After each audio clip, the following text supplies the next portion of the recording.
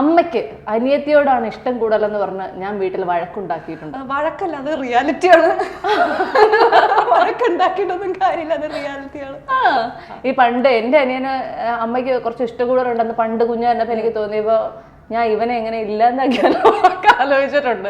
അങ്ങനെയൊക്കെയുള്ള എന്തെങ്കിലും ചിന്തകളൊക്കെ കുഞ്ഞായിരുന്നപ്പോ ഉണ്ടായിട്ടുണ്ടോ? കുഞ്ഞായിരുന്നപ്പോ പാറുവിനെ അമ്മയ്ക്ക് ഇഷ്ടമുള്ളത് കാരണം ഇല്ലാണ്ടാക്കിയ അങ്ങനെ തോന്നിയിട്ടില്ല. അല്ലാണ്ട് ഇല്ലാണ്ടാക്കിയാലോ എന്നൊക്കെ തോന്നിയിട്ടുണ്ട്, കയ്യിലിരിപ്പ് കാരണം.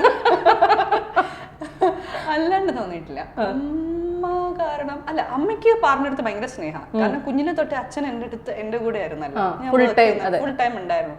അപ്പൊ പാറുവിന്റെ ചൈൽഡ്ഹുഡ് മൊത്തം അമ്മയായിരുന്നു എല്ലാ കാര്യങ്ങളും ചെയ്തുകൊണ്ടിരുന്നത്. അപ്പൊ അവളുടെ അടുത്ത് ഇപ്പോഴും സ്നേഹം കൂടുതലാണ്. അത് ഞാൻ അമ്മ ആക്സെപ്റ്റ് ചെയ്യും, പാറു ആക്സെപ്റ്റ് ചെയ്യും, അതിനൊരു ബുദ്ധിമുട്ടും ഇല്ല.